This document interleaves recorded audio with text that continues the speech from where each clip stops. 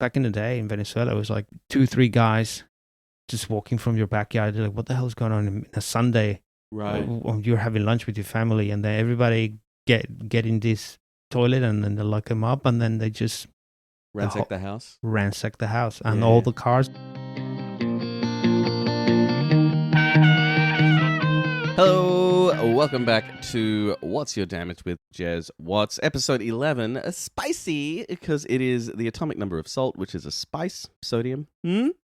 That's technically correct. And also, the guest this week is famously obsessed with food. I was very grateful to sit down with Ivan Aristeguieta, originally of Venezuela, now at home in Australia. Incredibly open about all the shit he's been through. This is actually, I think, probably the longest episode I've done so far. We just kept having things to talk about of his growing up in a very lawless Venezuela and the PTSD he has from that, depression and anxiety, and his divorce and new marriage and finding love, and also growing up with a borderline personality, grandmother, and he's also had like a bunch of surgeries and repairs that need to be done to his soft tissues. Ivan is such a lovely man and such an incredible comedian. If you get a chance to see him live, you absolutely should. Yeah, we really got into it. This was such a easy episode to record because Ivan's just so open about all the serious shit that's gone on in his life and what he's done to overcome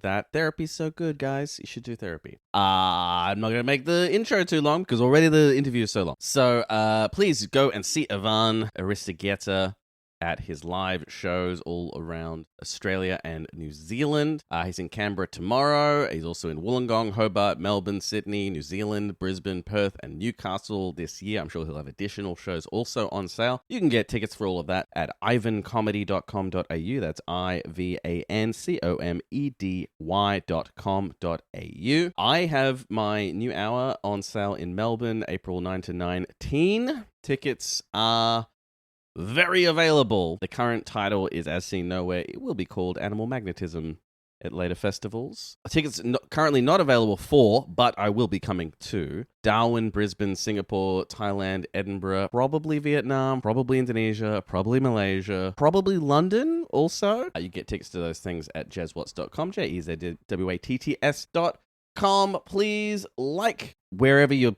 seeing this or listening to this podcast, subscribe to it, leave a rating, 5 stars. I love you. Here is the episode 11.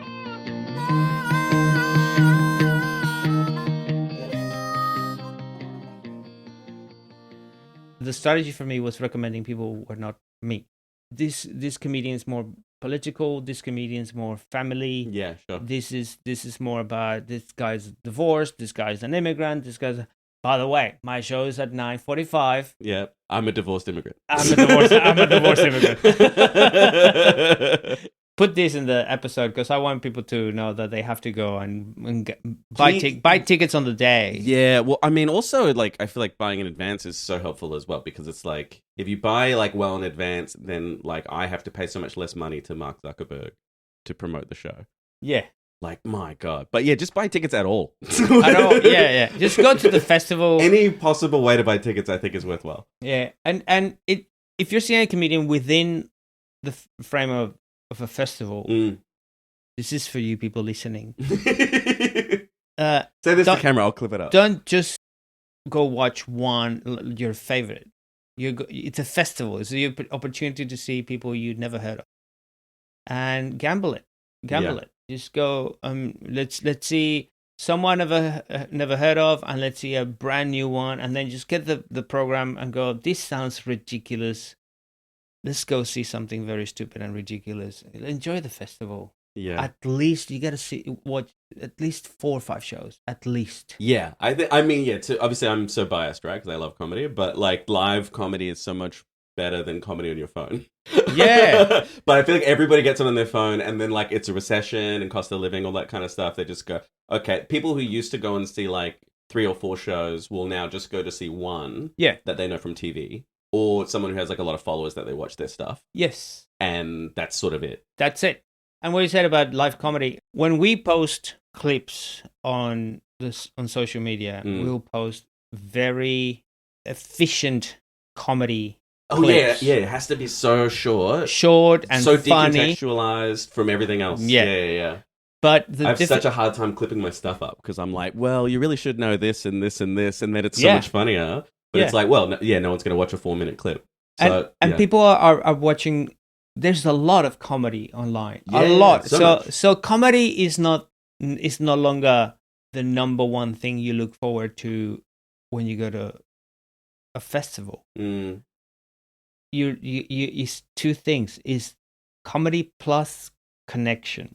Right. Because if you're at home watching comedy, you're just gonna laugh. But there's that human side of being part of an audience, sharing it together. Yeah. There's so much power in that. And the show, just the 1 hour show. Most shows, they have a very personal and intimate part of the show of the comedian. So you're not gonna see.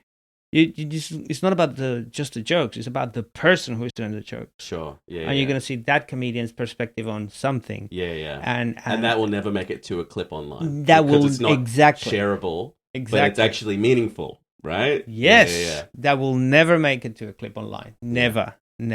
So I think, how long have we known each other? I reckon 10 years. Maybe more. Yeah. Could be. Yeah. 10, 11, I'll be. This year is my 14th year in Australia. Yeah. Wow. And so when I met you, I think you were not in trouble with your management. Your management had just told you weren't allowed to wear a hat anymore. No. Because they said everyone thinks that you're bald. And you can't wear a hat, even if it's Spanish, whatever. Maybe that was a joke at the time, but the real reason about the hat was when I got divorced, I went to Japan, and I was wearing my hat. When I did comedy in Venezuela, I wore my hat. And I wore a specific type of shirts that I no longer wear. They're called guayaberas. They're a very Caribbean... Do you know the shirt, short sleeve shirt with 4 pockets in front, and you don't tuck it in? No, maybe I don't know that. It's very Cuban, Panamanian. Okay, yeah. If you see any Buena Vista Social Club clips of the old guys, they were all using those. Oh, I can picture it now. Yeah. Okay. Yeah. So I used to wear those shirts and a hat because Part of your like branding of it. That was my branding. Yeah. Even from Venezuela. Yeah. And I really liked it. But after I got divorced, I went to Japan and I brought my hat. And did you say you broke your hat? I brought. Oh, brought. Yeah. I brought my hat to. Brought your hat. Yeah. To Japan, and I was also clean shaven. I never had a beard. Yeah. Before, it looks good.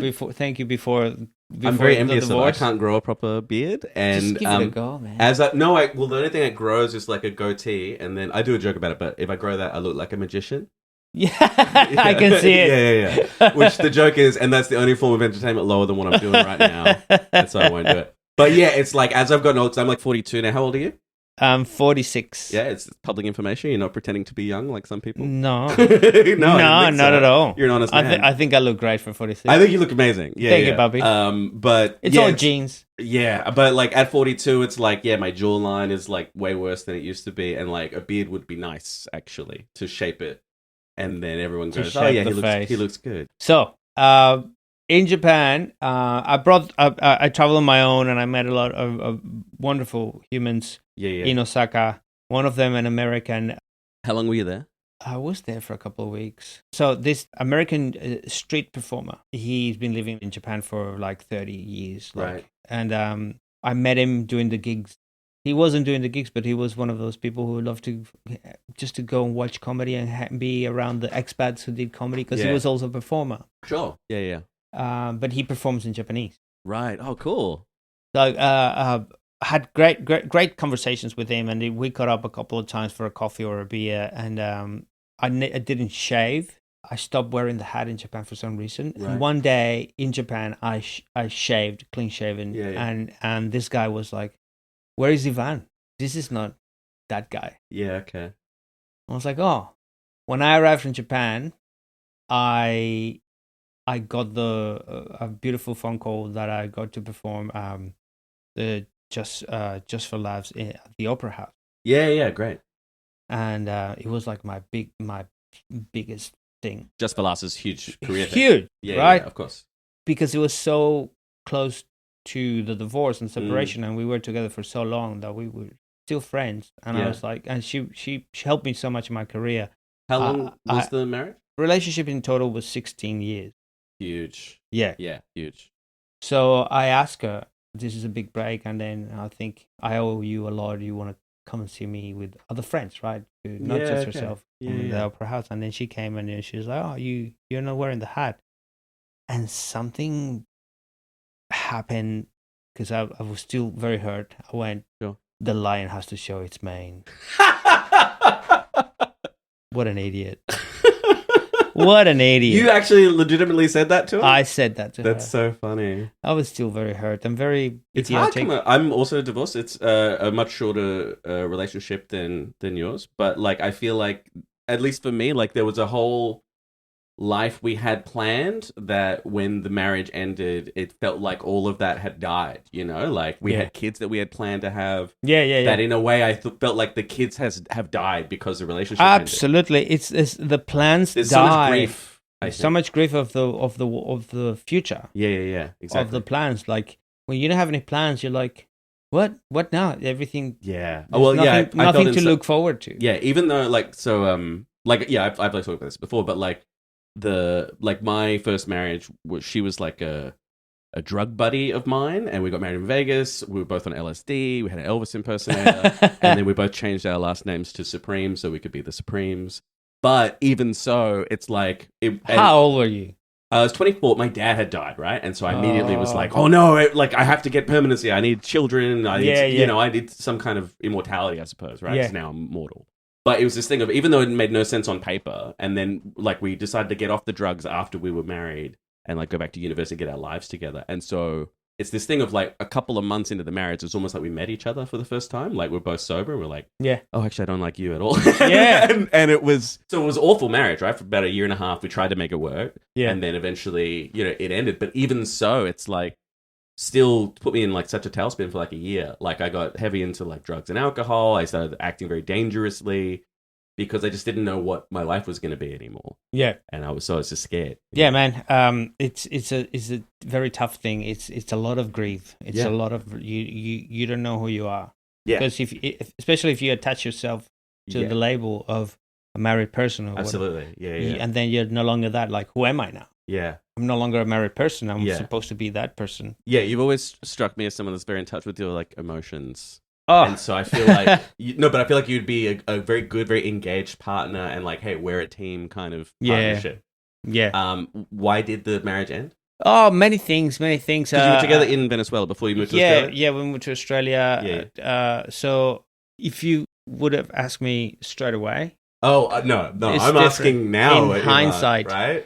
Yeah, straight away. Who knows? Because in hindsight, the answer is more mature. In hindsight, there's so many things. Of course. Because straight away you blame one thing. Yeah. And now, after so long, being 9-10 years since the divorce, I was like, there's so many things, and there was both of us fucked it up. Of course. But if I can say one that, and now statistically, I've seen already around 6 couples of that migrated, and they were together for a long time, and then after migration they got separated. Yes, we're both very good friends with one of them, who's going to come on and talk about his as well. Which one? Oh, Sammy. Oh yeah, okay, yeah, of course. Yeah. But that's. But I feel like it's like your life changes so much, and then it changes each of you. Yes. And then maybe you change in different directions. That's exactly what it happens. Yeah.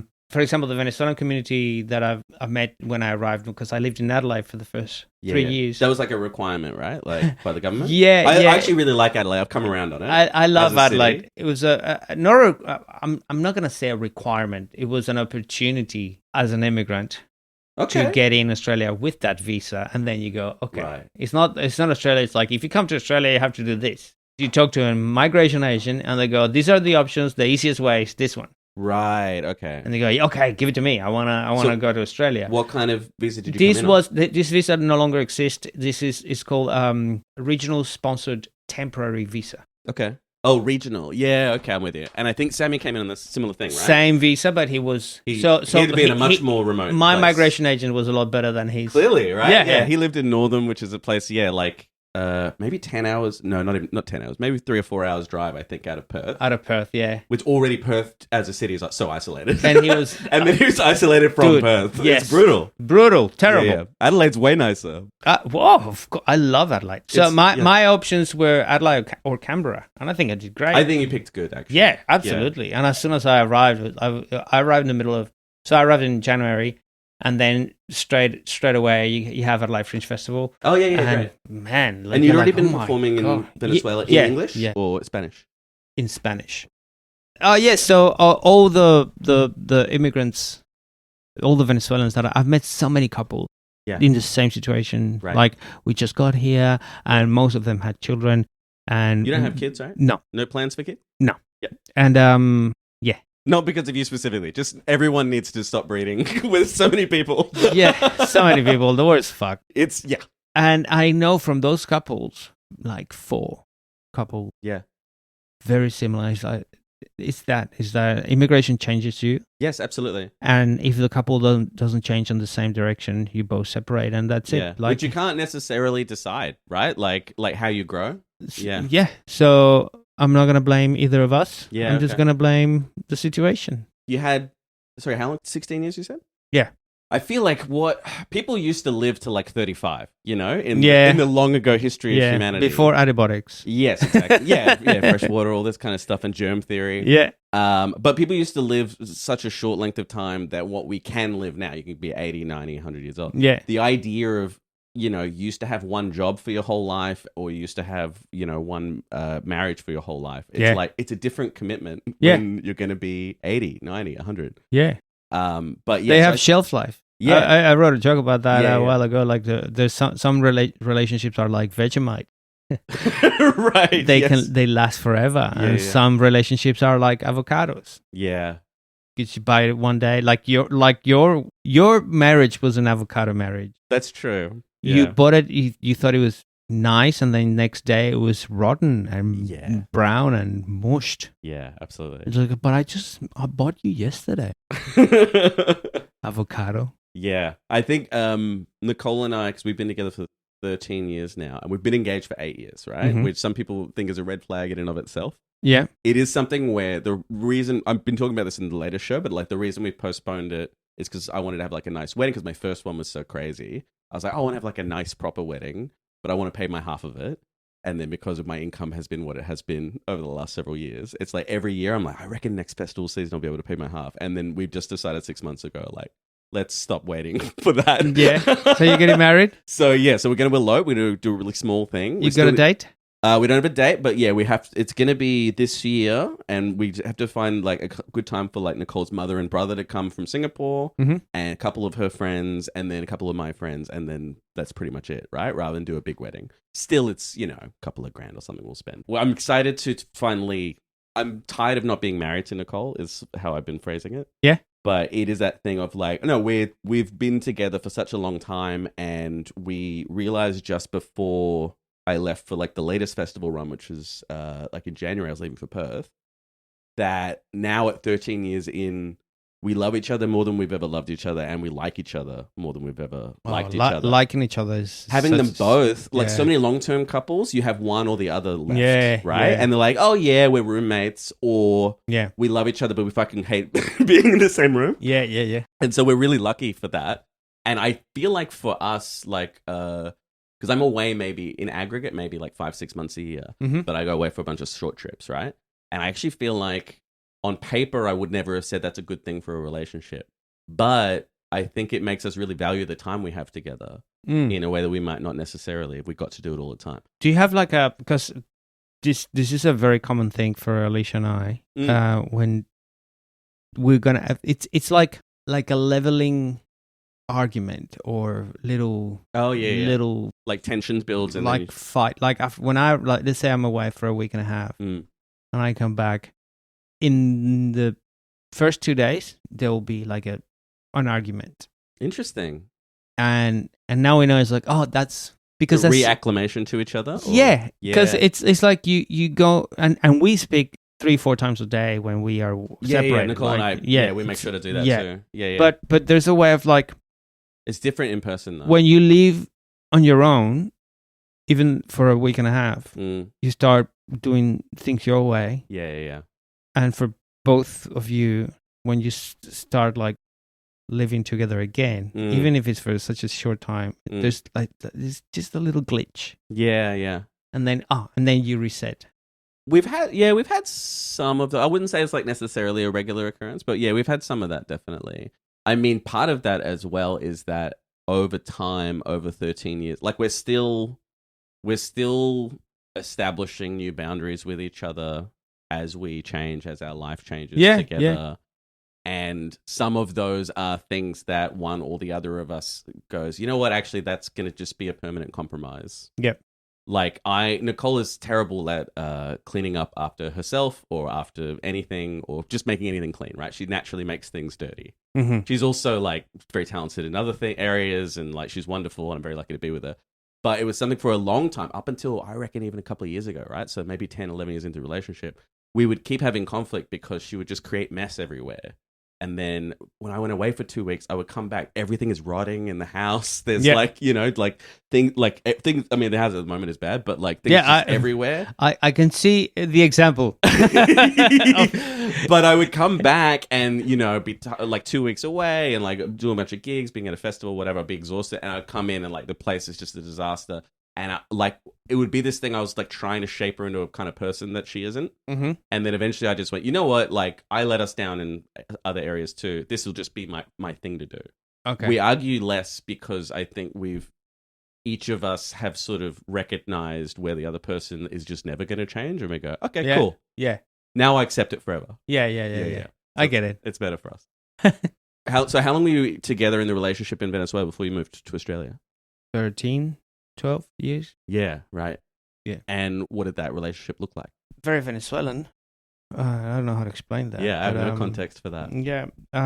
We were uni sweethearts. Like that's, and I think what did you study? Business. Why you make that face? Because I'm terrible at accounting and everything.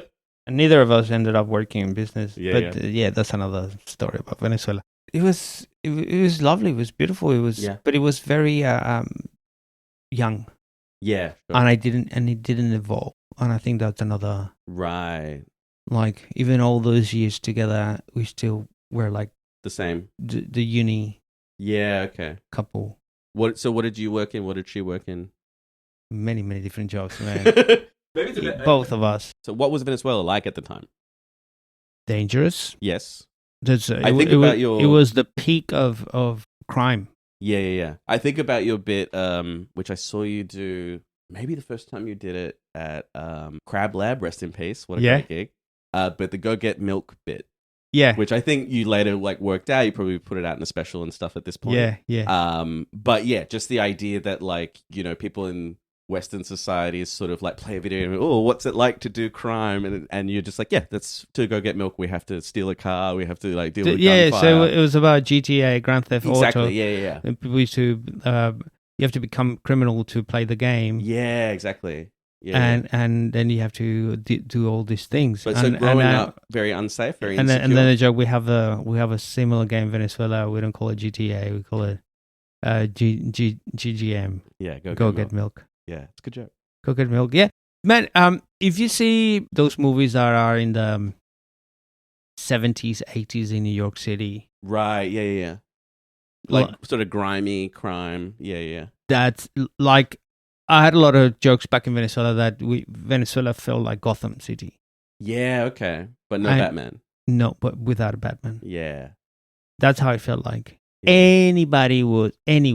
Any status in society, middle class, working class, man, anyone could be killed, kidnapped, robbed. Did it happen to friends of yours? To many people. Many. Yeah. And that was the number one reason to leave the country. It was just afraid.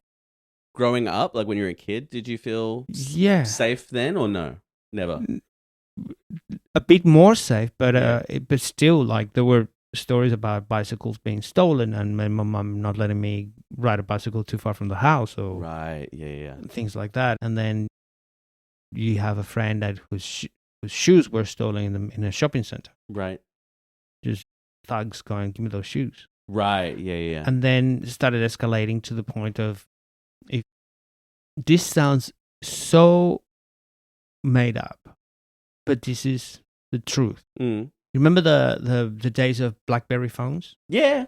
Well, BlackBerry phones were one of the first ones where people started knowing about the Bluetooth, right? And you were in a cinema watching a movie, Right.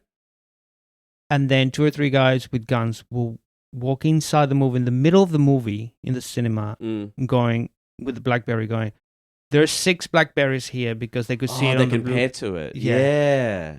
So give us the BlackBerries, and then you can continue watching your movie. To Yeah. that point. Yeah. And also, I've got friends who, the breaking twos are with people inside the house and lots of guns. And then, if there was a whole family, that it's just like in the movies back in the day in Venezuela, it was like 2, 3 guys just walking from your backyard. You're like, what the hell's going on in a Sunday? Right. When you're having lunch with your family, and then everybody get in this toilet, and then they lock them up, and then they just Ransack the house. ransack the house and Yeah. all the cars and everything. So that was the day. That was the main reason, and I still have so much PTSD from that. Yeah. I don't want to go to Venezuela, even when my friends in Venezuela tell me that things are a lot better now. Yeah. I don't believe it. You have visited though as an adult, right? Like 12 years ago, so 2 years after, because a friend was getting married. And Right. Then, so 2 years after we arrived to Australia, went back for a wedding. yeah. I was freaking out, and then we returned. How long were you there? A month or 3 Yeah. weeks. How did it feel when you were there? Like, did it seem like it was safer, but you still were afraid, or did you also still see a lot of violence and stuff? But like? yeah, it wasn't safe for 2 years after. Yeah. It got safer 10 years after. Yeah. Okay. Where, yeah, there's so many reasons, and I don't understand what was going on in Venezuela, why it got safer, but 20% of the population left. Wow. So there's not many people to rob. Yeah, that's crazy. And so you still have family there, right? Like, Very tiny. yeah, a bunch of my other people also emigrated? my close circle, my close family, Yeah. they're all immigrated. Yeah. Brother, All mom, to Australia or other place? to different places. Most of them in Spain and Miami. Yeah. Okay. What's the process like to leave? Like, you said you got like the regional visa? You're not like a asylum seeker or anything, right? Like, No, I or- didn't get that. I went. Yeah, but is that you could? Yeah. that was possible from Venezuela? Yeah, Yeah. yeah. Right. There's a lot of people who were incarcerated for political reasons. They were political prisoners, and yeah. for the lucky ones who got to leave to get out of jail, Yeah. that was a hard. Like, listen, I was a political prisoner. I was tortured. Here are my scars, Yeah. and they could get visas like that. Yeah. Yeah. Wow. And not, you don't have to get to that point. I know people who they were related to some members of the opposition. Even if you were the nephew of a politician who is opposing Mm. the regime, you'll see in front of your house people watching you, and like from the government. Yeah. So the police are like over there, like when you were there, very corrupt, or It's just ineffectual? Yeah. extremely corrupt. Okay. Yeah. Okay. So they're sort of Because it's part of the it's crime. poverty. Yeah. yeah. You were. I have so many jokes, like when you go to another country. When I used to do comedy in Venezuela, because before that I came to Australia and I went to Spain. So I lived in 1 year in Australia, 1 year in Spain. Yeah, But that cool. was before, way back. Yeah. Okay.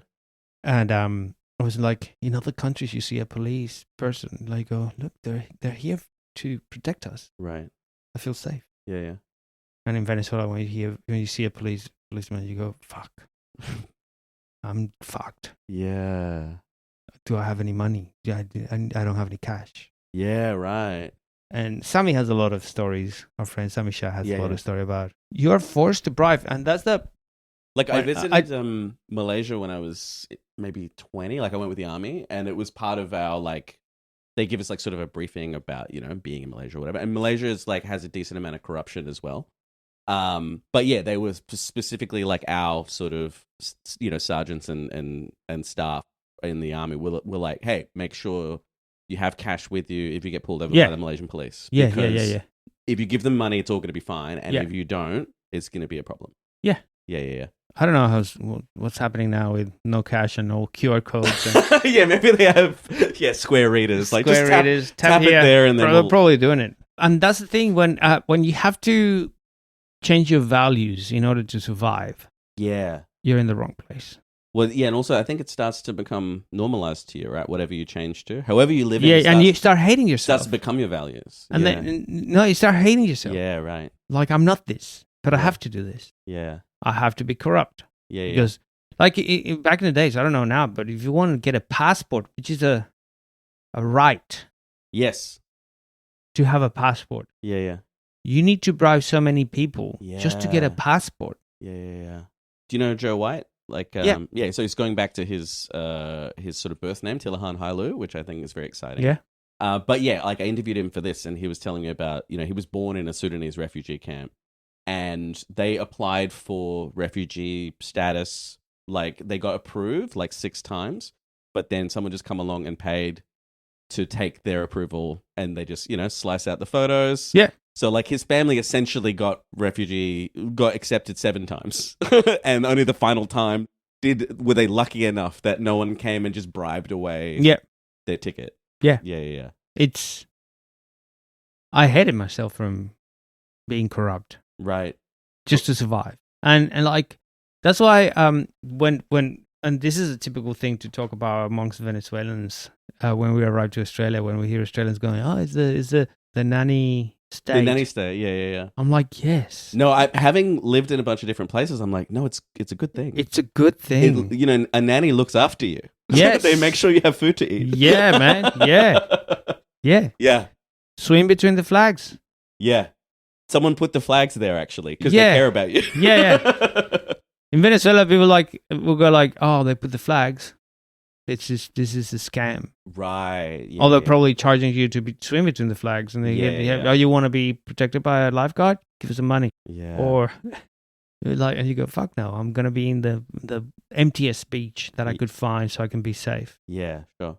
It's weird, man. Yeah. I don't know what it is like now. And even with the whole thing of Maduro and Trump and stuff, I don't know. Yeah. Got friends there, but it's such been so long, 14 years, that the place that I left no longer exists. Yeah, I guess that's true. Even if it's not a place of such, uncertainty and upheaval, you change, the place changes. The longer you're away from anywhere, it's like the less connected you are. Plus, when you didn't evolve with it or aged with it. Yeah. If we remove all the political stuff and everything, Venezuela for me is a snapshot when I left. Right. And considered technology, pop culture, just new generations. When you are removed from that, you don't grow with them. Like, for example, reggaeton, the music. Right. Okay. Yeah. Reggaeton when I left wasn't a big thing, and then it became a big thing after I left. So I didn't grow up with reggaeton, and I hate it. Yeah, sure. I don't like that music because I was not part of the movement, right? Culturally in my country or in my. I've also heard this idea that we all like the music from when we're teenagers because that's when like nothing hurt and like you had hope. Yeah, exactly. So you go, no, that's the best music because you're associated with happiness, Yeah. But also, all the political stuff of being an immigrant and everything. Yeah. It's just when you're separated for something for so long. Yeah. You like if you haven't seen a friend from high school and then you see them now, they're a completely different person. But your idea of them is back in high school. Exactly. Yeah. So that's what I feel with Venezuela. It's such a different country. Like you've now been separated for so long. That for so long. Yeah. How do you know what it is now? Exactly. Yeah. Exactly. And also, I don't have family there anymore. Yeah. Interesting. Do you feel Australian now, or do you feel between the worlds? Between all the worlds. Yeah. Because now my mom is back in Spain, and I go to Spain a lot. She's originally from Spain. Yeah, cool. So now I have my connection with Spain as my mom's country. Has grown a lot. Yeah, interesting. For my nieces, grandma is in Spain. It's not in Venezuela. Right. Yeah. So we have our Spanish traditions are getting stronger and stronger. Yeah. just to pass on to my nieces and Yeah, that's great. culture. Yeah. More than the Venezuelan traditions. Yeah. So they have a mixture of everything. Which language do you feel most comfortable in? Spanish or English? Because you're between. Yeah, Spanish. Yeah, still Spanish. Yeah. Yeah. I don't have those. You don't think in English? Do you still think in Spanish and translate? I think in both. Yeah. Okay. Depending on what's the majority of like if I'm in Spain visiting my mom, I'll start thinking in Spanish. If I'm here living in Australia with my wife who is Australian and we speak English at home, I'll think in English. I don't think it's But when I write comedy, I write it in English. Right. Yeah. And you performed in Spanish and English in Venezuela, right? Or just only in Spanish? Just Spanish. Yeah. So then the first time you performed is in Australia in English? Yeah. Yeah. What was the transition like? Great. I did a. You were like Adelaide Comedian of the Year, like every year. You were there pretty much. No. I was afraid of people not understanding my accent. Sure.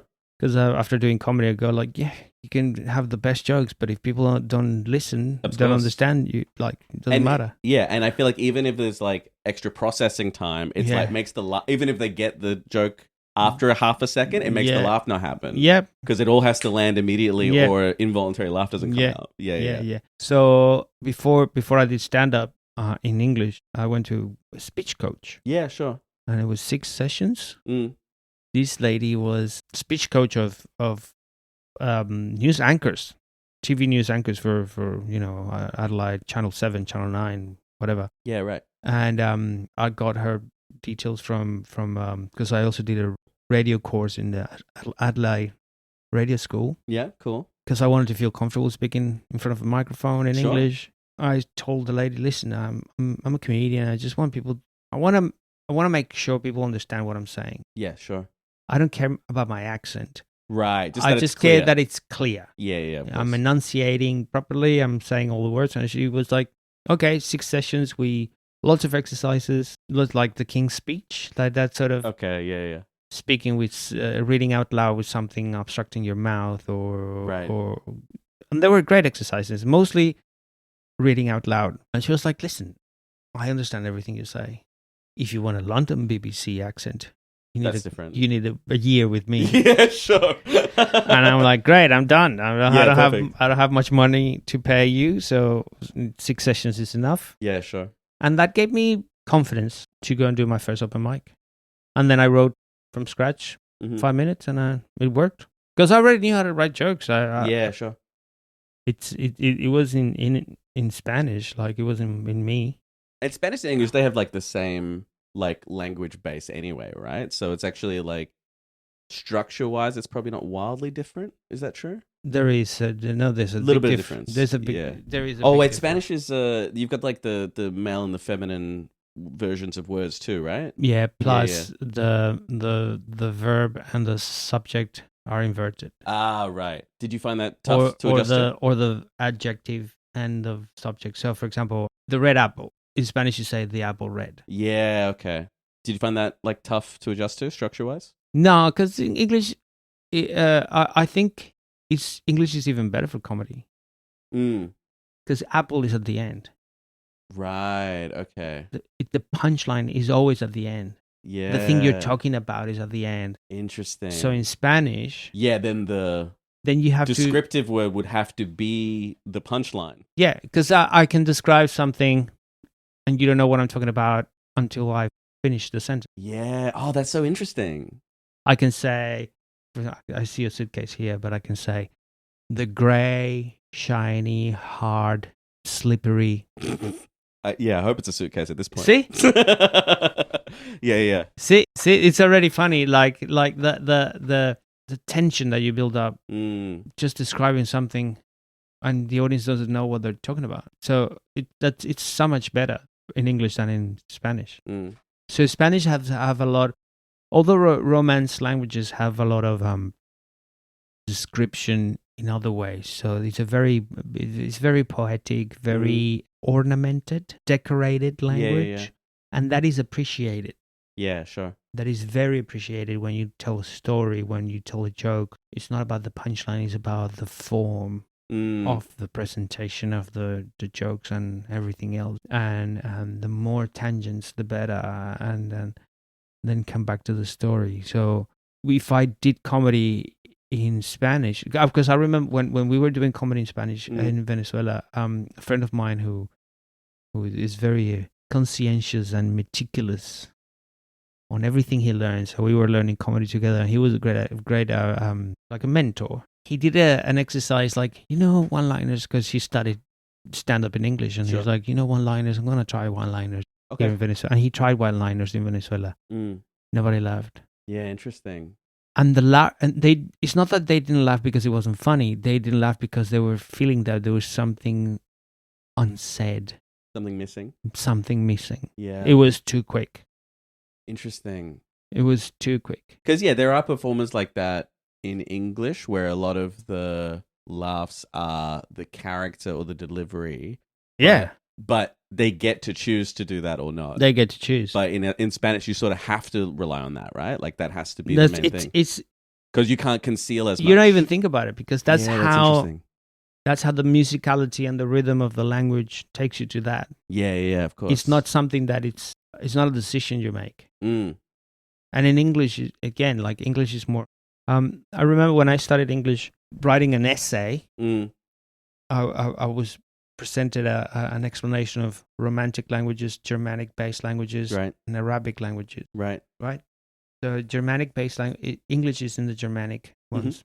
The flow of the idea of how in essays is like principal ideas, secondary ideas, examples, conclusion. That's it. That's an essay. Boom. Sure.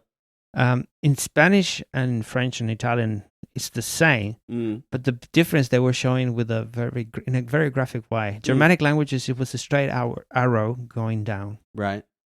Romantic languages was sinuous. Sinuous, yeah. That is not the word I thought you were going to say. Sinuous. But that's a great word. A sinuous line. That is the arrows still go down. Yeah. But it's There's going more digressions. It's going from left to right. Yeah, okay. A lot more. Interesting. And Arabic-based languages, it's a spiral. Because you're talking about the thing without talking about the thing. Interesting. There's a lot of subjectivity. Yeah. And a lot of interpretation. It's like the normal it's like flow of speaking it, in metaphors. Like you're talking about the thing without talking about the thing. Interesting. I had a chat with a friend once about this. If the window is open and you're cold, Germanic languages, including English, will be close the window. Romantic languages will be a bit cold, isn't it? Okay. I'm not saying it's close the window. Yeah, okay. And Arabic languages will be, my mom used to tell me that if I got cold, I will get sick. Yeah, okay. See the difference? Yeah, absolutely. Yeah, that's interesting. So what I love about this structure, that English is so boom, boom, boom, and that's great for comedy, because also it makes you edit a lot more. Like English is good for editing because you can go straight to the point a lot quicker. Right. Yeah. Okay. My vocabulary will always be a lot shorter and smaller than the common native English speaker. I mean, you say that, but I feel like you have a real love of language, and I do. There's a bunch of words you're pulling out on stage that a lot of native speakers are not. Yeah, because I love language, but you know how I'm not a crowd work comedian. Right. Oh, because you have noticed how many you have noticed in this conversation how many times I pause to think about the word. Yeah. And I cannot have that in. Yeah, it interrupts the rhythm and the flow. Yeah, of course. Of course, I study words, and when I write it, I plan it, and I want to be the very articulate in precise in my idea. Yeah, but that's prepared. Yeah, interesting. Like this, I'm in a conversation. I have this issue of trying to find the right word. Yeah, and I have these blanks and pauses that I'm like, because I really want to express myself the best possible way. Of course. Yeah. Like looking for the word sinuous. Yeah. But it's a great word. Yeah, it is a great word. You got there in the end. Is the shape of your dick sinuous? Mine? I don't know. Man, well, we're too serious. We're too serious in this conversation. Yeah, that's fair enough. Let's talk about dicks and farts. Okay, cool. How big's your dick? It's okay. Yeah. Does your dick ever fart? Sometimes. Yeah. I had a surgery once I had I had like a blockage in my urethra, Oh wow. Okay. Yeah.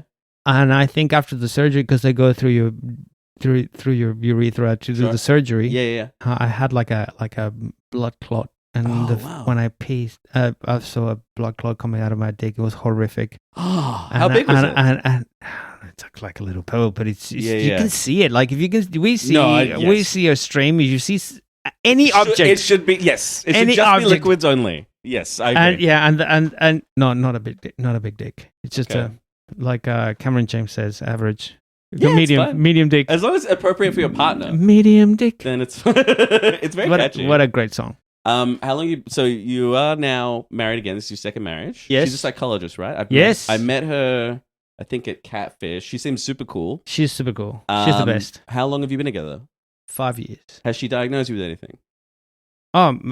She's very professional. She wouldn't Does it bring diagnose, her home? but she will suggest things for me to talk to my therapist. She'll be Arabic about it. yeah. You know, my mother told me that some comedians suffer from. But I'm constantly self-aware of all my mental health issues, and I bring them up constantly. And, How long have you been in therapy? I haven't been in steady, but since the first time, let's say, from Venezuela, like. Oh wow! Yeah, but I've had seasons. It's like the gym. Me too. Yeah, me too. It's like the gym. Actually, I need to do some work. Yeah. But I started a new therapy recently because I went off meds last year, and I was taking meds for almost 5 years. What were they for? Anxiety and depression. But you're bipolar diagnosed or no? I haven't had the only diagnosis will be general anxiety disorder. Okay. Or Yeah. something. So both of them, the basic, but not. But recently, my psychiatrist, which is the person I've been working the longest with, said to me, and I bring this up in my new show, that my personality traits are highly neurotic, but conscientious. Yep, I would describe you that way. So it says and it's when you're highly neurotic but conscientious, it makes it worse because you want to do things the right way. Exactly, and then you're too stressed about what is the right way. Exactly, and overthinking. And I'm not doing it the right way. Yeah. Does it make you freeze? Does it make you lock up and take no action? No, makes me hate myself from thinking that I'm failing people. Yeah, that's how my partner, that's how Nicole is. Yeah. Because I brought up that in my family, my grandma was you have siblings? Borderline. Yeah. How many? One. Brother, sister, brother, older brother. Older. Okay, Yeah. so you're the youngest. So okay. my grandma was borderline, and I have some traits from that. And I talked to my psychiatrist and psychologist, and they're like, "No, man, no. You have some traits, but you're not even close to borderline." No, I mean borderline's such an extreme manifestation. You know. Yeah. Did she do anything to make you and your family unhappy and pain when you were young? Yeah. Yeah, a lot of stuff. Everything. Yeah. She was the emotional thermometer of the house. Right. Oh, it's like multi-generational house kind of thing. No, but she was. My mom was only child, so my grandma was at home all the time. Yeah. Okay. Fucking up my mom's brain and emotions, and snowball effect for the rest of the family. Grandmother still around? No. Did you go to the funeral? She died in Spain. Right. And she in the middle of COVID. So oh wow, she was cremated. Yeah. You got a pass. Yeah. And it was with us. She was. There was a mix of love and hatred. Yeah. It wasn't just hatred. It was a mix of love and hatred. I feel like there was beautiful moments with her and was horrific moments, and everything makes sense. Yeah, like my mother, she's got crazy trauma from her childhood. She grew up in India, like her whole family's from India. She emigrated when she was quite young, but she was abused by an uncle when she was very young, and then the family told her she was lying, and it created this thing in her brain where she became like a pathological liar. Yeah, because she never felt safe, but then that just keeps manifesting throughout her life, and it's like she caused a lot of pain for my brother, for me, my dad, for everybody. But it was never something that she ever sat down and consciously went, "Oh, I'm going to hurt these people I love," or that I'm supposed to love. You know, my grandma had a similar trauma so often just creates trauma. This reactive sort of frame of mind, right? And have you heard of epigenetics? Of course, yeah. Yeah, so I used to be a geneticist. Oh yeah, of course. Yeah. So from our gene pool, because what happened in such an early stages in your mom's life or my grandma's life? Yeah, absolutely. Uh, it's nature and nurture, you know. Yeah, like it's there is a genetics. change in the brain chemistry and structure, and then we got some of it. Yeah, of course, from passing on the genes. So yeah, and that's what I have. Like my highly neurotic is from there. My conscientious is my healthy side, but because I have so many. When I'm in my worst of depression, I feel like I'm failing at being human. Yeah. For not enjoying my wonderful life. Yeah, interesting. Like my life is... You should be happy, but you can't be happy. My life is incredible, and I can consciously, like objectively, enumerate why better than any other friend. Well, you know, when a friend will go, but look at you, your life is amazing. Like I could list better. Yeah. And still, But emotionally, you don't feel. And I'm still thinking like the most efficient thing is not existing. That's how when I'm in my worst. Have you had? And I never think about how am I going to kill myself. I was going to say, yeah. Have you had any suicidality? Like any fantasies about it? No, it's just this is exhausting. Right. How the most efficient? Yeah. Because that's a word that comes a lot in my I like efficiency. Yes, absolutely. Yeah. And it's not existing, which is terrible. And I go like, I don't want to think like this. And then let's go back to the meds. Right. And yes, it's the two things. So I say anxiety and depression because too much anxiety makes me depressed. Yeah. I think they have a relationship anyway, you know? Like I see it as depression is like a hangover from anxiety. Yeah, interesting. Like I had a week of drinking too much anxiety. Right. And then I can't wake up. I'm exhausted. Yeah. It is exhausting. I don't want to do things. Just the same way I feel when I'm hungover. Yeah. I don't want to get up. I want to sleep. I don't want to do things. I don't want to take a shower. I just don't want to move. I wish this wasn't happening. It's the same feeling of depression. How much of getting out of that has been through techniques and talk therapy, and then how much has been chemical? I have. So this is the thing. My psychiatrist said. So because I was doing great after 5 years, I was doing so great. It was like I can do this because there's side effects of taking medication. Yeah, right? I mean, I was so afraid. Like I'm now medicated for anxiety, so I'm diagnosed bipolar 2. The way I got diagnosed was this was after I'd already been in therapy. I went to my GP about this is coming out of COVID. If you had certain mental conditions, you could get the Pfizer vaccine early. Yeah, and so I went in, and I'd already been diagnosed for anxiety. And like sort of like ASD traits and all that kind of stuff, right? But I didn't have anything on the list, and I went in to my GP and I said, "Hey, if I get diagnosed bipolar, I can get the Pfizer vaccine early." And she said, "Oh, well, you are. If you want, I can write it down." So what? So I didn't even realize I was bipolar. If you don't mind, what are the symptoms? Well, so bipolar 2 is like anxiety and depression. Bipolar 1 is if you go like manic depressive, right? So I don't have like the manic. Like, you know, sort of crazy highs. I'm either anxious or depressed, or I'm fine. Yeah. Okay. But yeah, there's no like manic high efficiency creativity boost, which is is in a way would be nice, but also is like a lot of people, you know, endanger themselves and others in a manic state. Yeah. So it was this thing where it was quite similar to when I realized I was an alcoholic, which is that I used to sort of say in passing, "Oh, you know, blah blah blah, I'm alcoholic," as like, you know, a flippant kind of observation or whatever. And then it was during COVID, I sort of said it offhand to Nicole at one point. And she went, "Oh, yeah, you are." And I went, "Oh, shit, am I actually?" And like that happened. And then I went to my GP and I sort of told her the actual amount I was drinking. And so I had to get on top of that.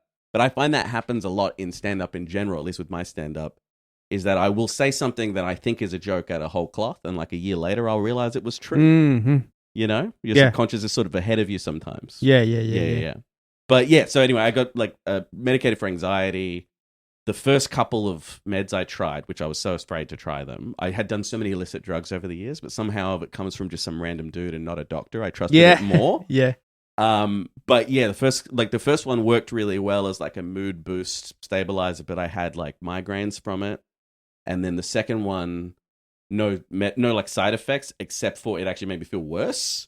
And then the third one which is something called agomelatine, which sort of, it just helps me have a better sleep. It reduces your circadian control. And sort of by having just a better sleep, and then stopping drinking helped that as well, right? But having just a better, more sort of rejuvenatory sleep gives me just a bit of extra cushion for my mood. I tried agomelatine, did nothing. Nothing so, to me. Yeah, and that's the thing. It's such a trial and error. Yes, exactly. And that for an anxious person, who is conscientious, it's like, why can't you just? I wish, and this is. I'm excited about the future. I'm terrified about AI in so many levels, but I'm excited about the medical stuff. I hate it, but the medical stuff, like one day there's going to be a test, right, of your brain chemistry, and they're going to go, boom, that's what you have. This is what you need.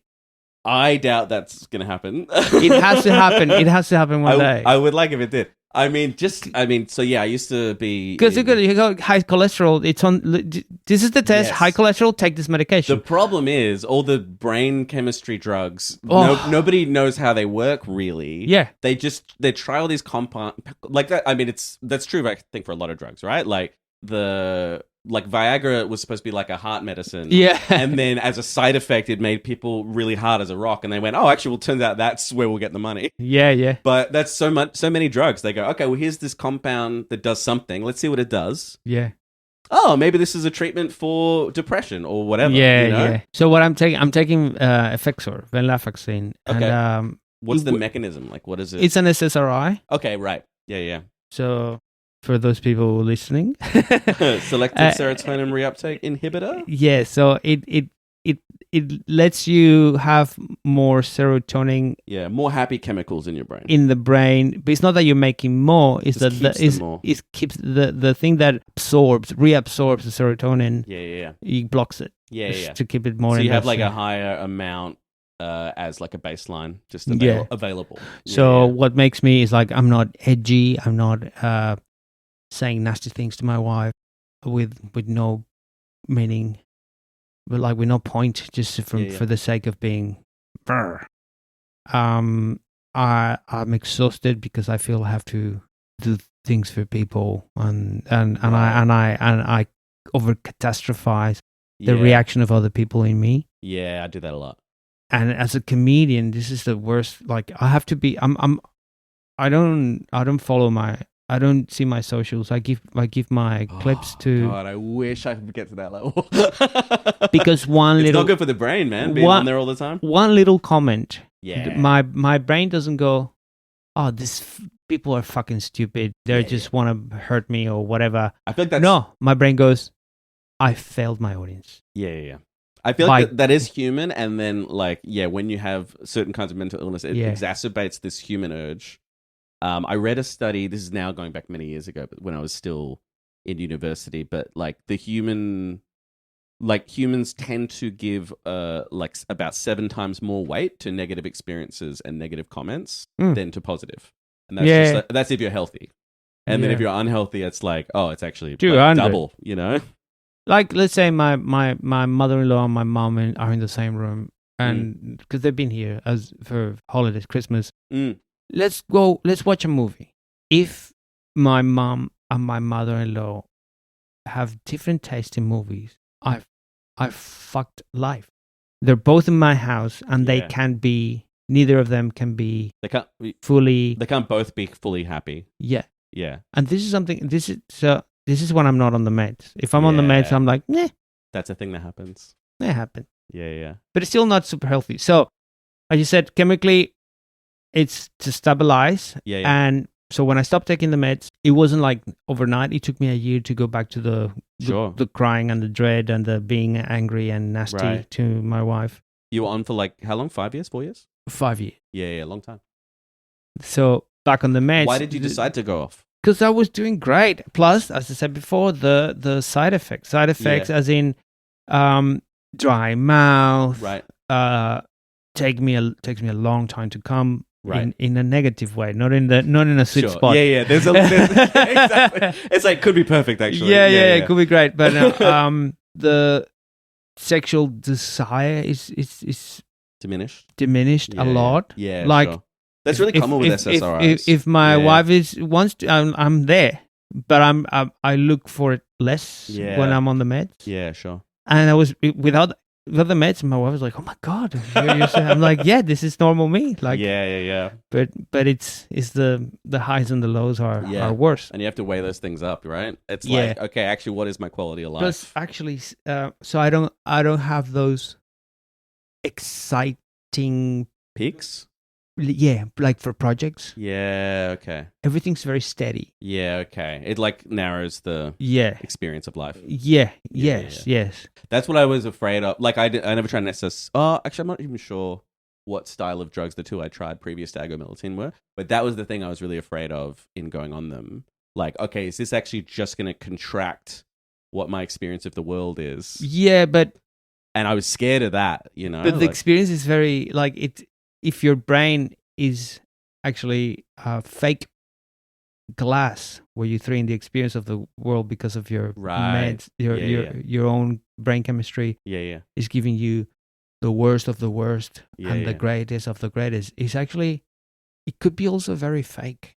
That's true as well. It's all in your brain. Yeah, just because it's without some other drug doesn't mean it's the correct interpretation. Doesn't mean, it doesn't mean like exactly. Even the things that we see, you know, like it comes into our brain, it gets flipped, it gets processed, it gets reassessed. Because the good thing about not taking the meds now again, like I'm no longer thinking I failed about being human. Life is, I shouldn't be alive.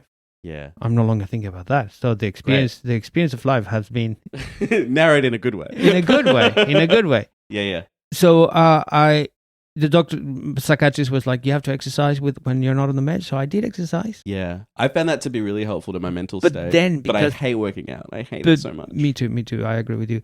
But then the neuroticism with the conscientious went in, and like, if I didn't exercise, like I have to exercise because it's good for my brain. Yeah. But if I didn't feel like exercising, and if I didn't do it, the self-hatred for not doing it was so much worse. And then, okay, let's do it. So if I do it and I cannot do 2 pull-ups, it would have been, it made me feel so much worse than if I did nothing that day. Yeah, interesting. So, and he was like, it was exercise and therapy. And I was like, I went complacent with the therapy. Right. I didn't do therapy. So he's like, dude. Because when I stopped, because I did therapy like sort of every week for like a year or something. Or maybe not every week, but to deal with a bunch of like really serious issues that were like sort of fundamentally dictating how I was acting in the world in a very non-conscious way. But then I dealt with these major things. I didn't talk to my mother for 20 years. I reconnected with her. Like I was like drinking alcohol. Like I was having like 3 to probably 6 drinks every day, never miss a day. Like that, like never a binge drink alcoholic, but like just habitual like self-medicating stuff. Dealt with that, dealt with the mother, reconnected with my family, did all these big things. And then I went, okay, great, I'm fixed. And then I stopped. And then partly from a financial reason as well. Yeah, it's so expensive. Even with like, the mental health plan here, it's like to get a good therapist costs a lot more than they give you. So I had a good therapist that was right for me. And I think that can vary so much, right? You get the wrong therapist, it's like damage. Yeah. But then I found out as like a veteran from like, 'cause I used to be a soldier, I can get like all the session covered, 12 sessions a year. And so I went back now, it being for free. And Nicole was so fucking pleased, man. I was like, I'm going back to therapy. She was like, oh, thank God, you know? Yeah. And now I have once a month. It's more of a maintenance thing, but it like really helps me a lot it's like you can get into these negative reinforcement patterns in your brain so easily. Yeah. But for people like you and me, and this is one of the reasons why I didn't go to therapy, we are very open. Yes. And we talk a lot. And I go, okay. But my therapist pulls me up about that. Yeah, so that's good. But the thing this is the stigma, or I don't know if stigma is the right word for it, but that men don't talk. Yeah. And they don't share their emotions. And I go, well, people go to therapy just to do the thing that I do every day. That's and what I even thought too. and I even put it in my comedy. And Exactly. Yeah, every yeah. podcast I get invited, I'm happily talk about this. Yeah, And yeah. every coffee that I have with friends who are most of them comedians, Yeah. we only talk about this personal stuff. So it's like, why should I do therapy when Yeah. I'm already doing therapy on a daily basis? Yeah. And that's not it. That Nope. is a big lie. Yep. So if you're listening and you feel you're a guy who are very open and share your emotions and feelings and everything about, you need it. You still need it. Yeah. Well, for me, like one of the big things in therapy is like that my therapist started pulling me up on after we'd developed a relationship and trust over time. Is like that I would just say all the stuff that happened. I would tell him about all the traumatic things from my childhood or whatever. I would say all the things, but I wouldn't actually feel the emotions of it with him. I wouldn't start crying, you know? Like, even though I cry a lot, I normally cry from, like, watching happy things. Yeah. But really engaging with the like, that's the thing of, like, someone that you trust, that's an expert in the field, can pull you up and make you go, okay, here's how you're actually avoiding it. Yeah. Even though it seems like on paper you're being open. Yeah. Yeah, very useful. Yeah. Very, very useful, because I'm like that. Like, I can tell you I tell my therapist all the traumas of my grandma, my mom, everything. Like, Sure. I'm like this because of that, like this because of that, because of that. And my wife is a psychologist. We talk about this all the time. Sure. And yeah, you're right. It's there's an extra couple of layers that the therapy. Where you're actually feeling it in the moment. Yeah. So I've started a new therapy called Schema. I don't know this.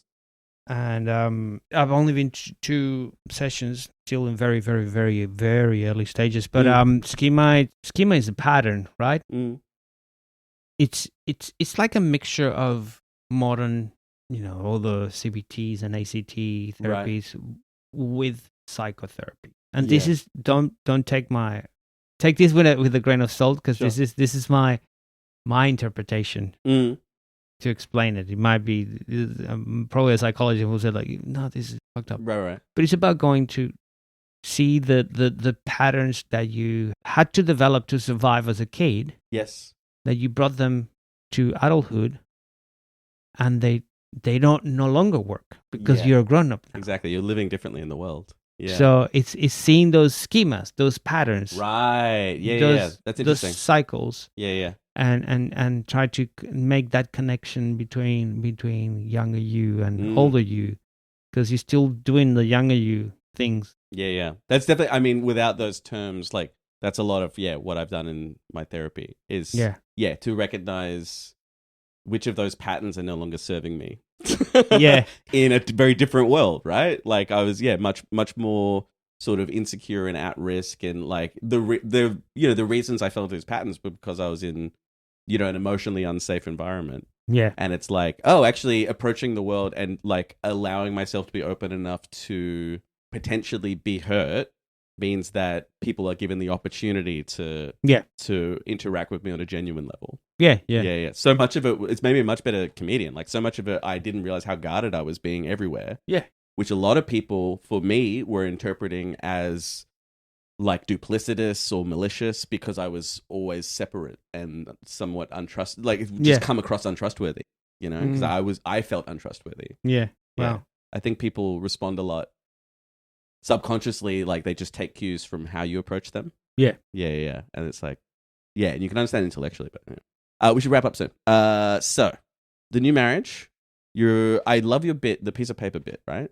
It's my favorite bit of yours. But do you feel like the first marriage obviously had good times and bad times? Do you feel like the first marriage made you a better partner in your current marriage? Absolutely. Yeah, me too.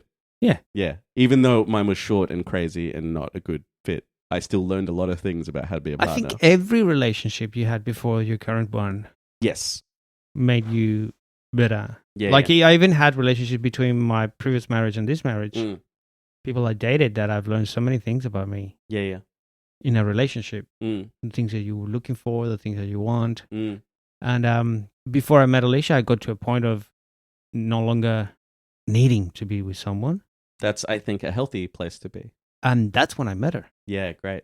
We went on dates with zero expectations. Yeah, great. But that thing of breaking up and in a part of your identity is being with someone. And once you had a couple more relationships after my divorced, and I made the same mistakes. It's like Right. I need to be with someone, Right. and then just all the mistakes that were like enhanced, like they were like more HD, Yeah. 4K, Yeah, sure. Netflix standard.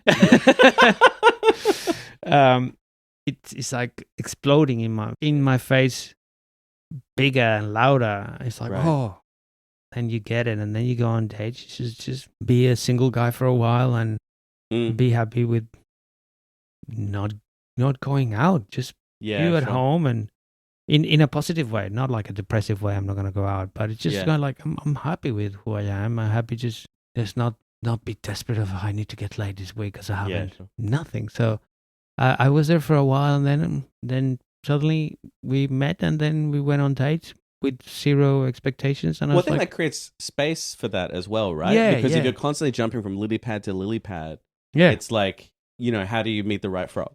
yeah, yeah, exactly. Yeah. Like, definitely, like, for Nicole and I had sort of, I came off my divorce, and then I had like a crazy year where I was like sort of responding to that all the things I had planned in life were gone up in smoke. And then once I'd sort of recovered from that, I had made a decision. I was like, you know what? I'm just not going to get into any serious relationship, like maybe ever again. I was just about to start stand up. And I went, rather than like always try to be in something, I'm just going to be single. And then like I met Nicole and we started hanging out, but like it was just as friends. And I was very specifically like, well, I don't want to get into anything else. And then it just became this thing over time with our friendship. I went, maybe this would be a good fit, you know? But I wasn't just constantly trying to make something fit that wasn't the right shape. Yeah, you don't. Changing yourself. Yeah. Yeah. And it made for a much better relationship. Much better. You got any physical problems? Any physical health issues? Well, I've had. I just pulled a muscle in my back yesterday. I've had so many surgeries. Oh yeah, right. Yeah, your hand. There's something about. I think it's again. I'm making this up, but from my personal experience, I think I have an issue with soft tissue. Okay. Yeah. Because I've had 2 inguinal hernia repairs. Oh. I've had 2 epigastric hernia repairs. Oh no. On the same one. And then all the soft tissue in my system, like I tore my fascia and the foot. Remember doing a comedy festival with a moon boot? Yeah, that's right. I tore the fascia. The fascia is white tissue. It's just like a huge tendon that is underneath the foot. Yeah, right. And I tore it. How do you have these injuries? Like, do you do do a lot of sports? No, I'm not a sports guy. I was just running with my dog at the beach, and I was running barefoot, and I felt and then in horrendous pain. Oh my god. I had same thing. I stood on a park bench just for fun. Okay. Just stand. It's not too high. Yeah. And on the way up, I felt a big crack in my knee, and I couldn't extend my knee. Oh my god! And then I had bucket handle meniscus tear. And again, meniscus is a soft tissue. It's a. And now with this ganglion cyst that I had in my wrist, and I asked the doctor, the hand doctor, I was like, what is a ganglion cyst? Yeah. And he was like, well, it's like a little, in between the joint, like a little bubble from your joint comes up. And I was like, is that like a hernia of the joint? And I was like, yeah, sort of. Yeah, wow. So I think I forgot stuff with soft tissues. Okay. We got that. I got that thing removed because it was in a place that was hurting my wrist. Yeah, sure. But you can have a ganglion cyst, and if it's in a place that is not annoying, just leave it. You can leave it, and there's nothing. Yeah. Do you hear your knees now? I hear my knees the last all the couple time. of years. No, all my life everything cracks. And pops, crackle, and I'm still very snap, crackle, and by pop. it. Snap, crackle, and pop. That's Alicia calls me that because when I walk at night and the house is quiet, you can hear me.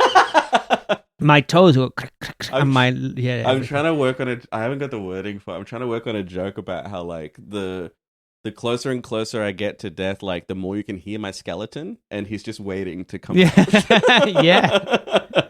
But yeah, my knees now are brutal. All right, cool. Crime. I think we covered crime. You probably did a bunch of crimes when you were young. You had to? No. No crime? No just crime. bribing people. Just bribing people. That wasn't But that's a crime. fair enough. Yeah. Otherwise, they're gonna bribe. Yeah.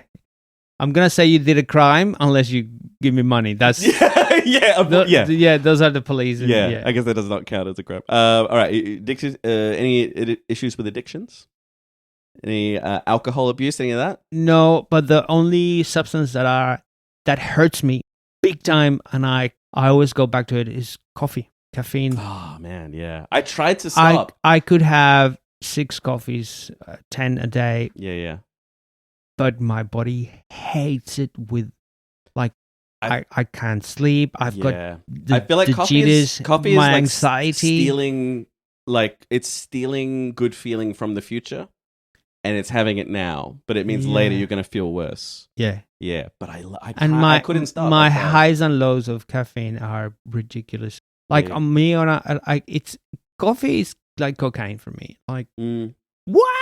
And then I just crash, and it takes me a while to clean. At the moment, I've been 3 days. Like, it's like that. I go. Oh, you feel like you're like getting clean from coffee? Yeah, I do that often. Okay. I do that often, but I always come back. And but it's good to reset your baseline too, right? Yeah. Like, actually, then because I always find like when I'm at like a festival, doing a festival every day, it's like almost every consecutive couple of days, it'll be I have to have one additional coffee in the morning. Yes, that's what I'm doing. An extra, and then you end up having. Then I come home from the festival, I'm like, all right, I need to take at least one day off, and then like reset down to a baseline. It has to be 2 or 3 days off. I don't want to take 3 days if you don't get the headaches, then you're not doing it right. Then you're not off. I don't like to have headaches. All right, favorite film.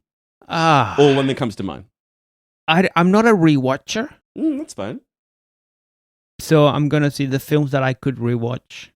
Okay. Have to be favorite films, right? Okay. Karate Kid, the original one. Oh wow, yeah, classic. Yeah. Ace Ventura 1 and 2. Okay. Yeah. Happy Gilmore. Happy Gilmore. Did you see I can rewatch it. Did you see like the reboot? Yeah, it was. I was not a fan. Not a fan, but it was so stupid, so silly. But I was excited. I was actually a lot of these reboots. I'm like, well, I'm not going to watch that. But the Happy Gilmore one, I was like, oh, maybe it's good. Yeah. But it wasn't. So I love a lot of dramas and a lot of but I'm not a rewatcher of. I'm a rewatcher of nostalgia and comedy. But I'm not. Yeah. Favorite musician. Favorite musician. So many. But you just pick one. And it doesn't be the total favorite. Just what's the first one that comes to mind? First one that comes to mind is John Mayer. Oh wow, John Mayer. I didn't pick you for a John Mayer guy. I love blues, I love his stuff, and I love good guitar playing, and and he's famously good at fucking. Well, his dick has seen some gold. Favorite comedian? Patton Oswalt. Oh yeah, great. Yeah. Was it Werewolves and Lollipops album? Old Patton Oswalt. Yeah. Werewolves and Lollipops as an album was good. But super young Patton Oswalt, not liking. Okay. Like I've seen videos of him when he was just starting, hated it. Interesting. But what he got his craft to what it is today is incredible. The storytelling, the similes, the metaphors, the comparisons, the personal stuff. For me, his show Annihilation, when he talked about his wife dying. Absolutely. That and Maron's, which one was it? From Bleak to Dark, like when they were talking about losing people that they loved and meant so much to them. To me, like that's like the pinnacle of comedy. If you can do that stuff, that's genuinely risk-taking comedy. That's the real risk-taking comedy. Not saying like hard R's on stage or hard ends. It's like, no. This shit where you talk about you losing someone that was your whole life, that's fucking risk. That I totally agree with you. Yeah. Totally agree with you. And the way he presents, he goes like telling... The day my wife died was the second worst day of my life. The worst day of my life when I have to tell my daughter. Yeah, man. Man. Brutal. And he explains telling the whole grieving process with his daughter. Yeah. In such a funny way. That's craft, man. Without disrespecting anything. Yeah. Of what it means to any human to go through that. Yeah. He's not disrespecting anything. He's being so honest. and so funny. Yeah.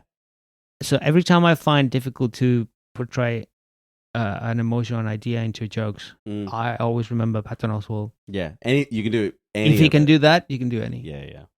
If we go Australian comedians, in terms of writing and doing something, putting something in words that is difficult to explain and nailing it, I'm going to say Damien Power.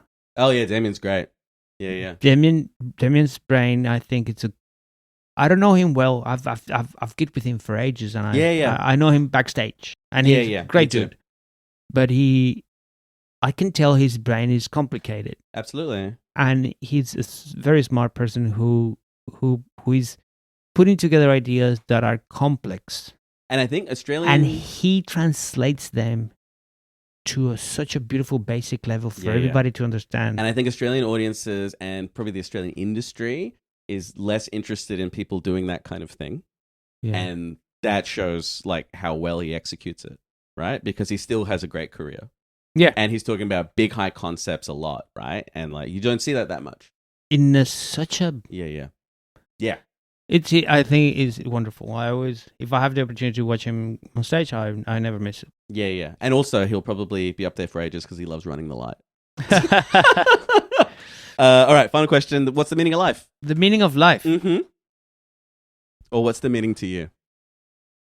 Oh, it's difficult because I think I need to be longer on the meds. Just to not be here anymore. That's what I think. No, what do you reckon? It's all about balance. Yeah, sure. Balance.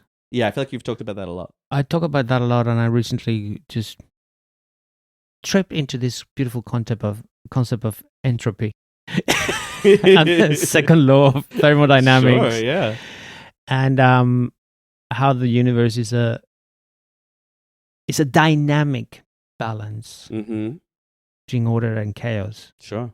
It's not a steady balance. And I think to understand that life is a dynamic balance, not a steady balance.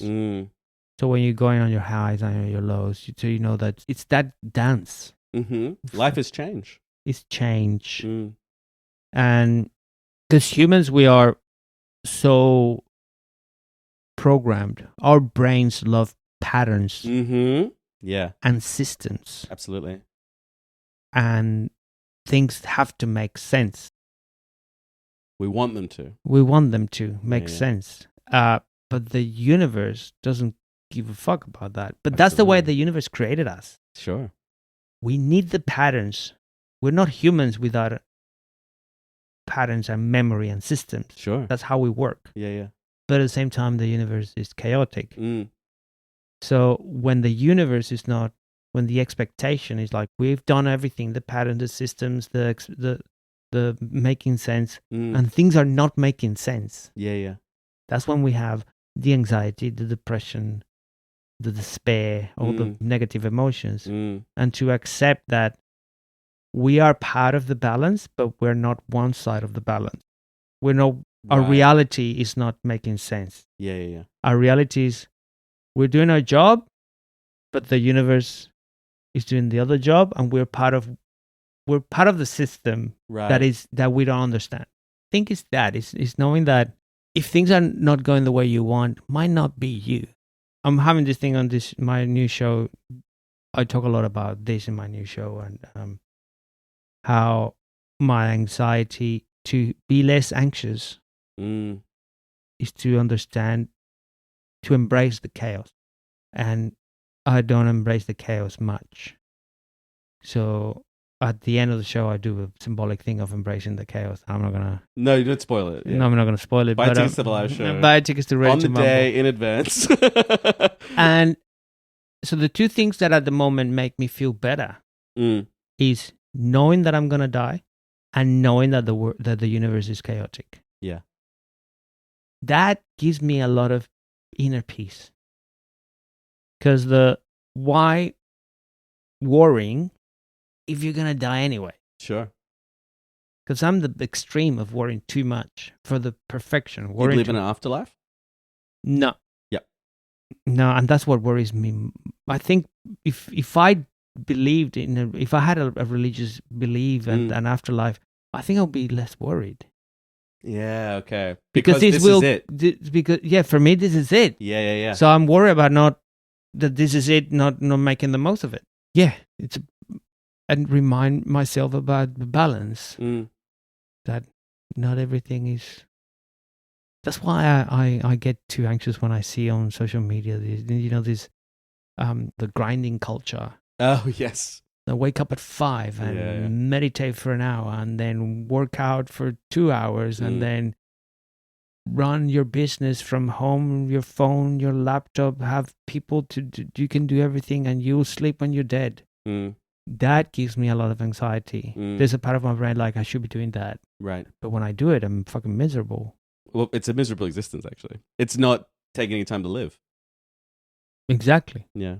But yeah, but when I'm doing nothing, I also feel very miserable. Yeah. Got to find the balance. So the meaning of life is it's a quest for the balance. I like that. Yeah. Thanks for talking to me, man. Pleasure, bro.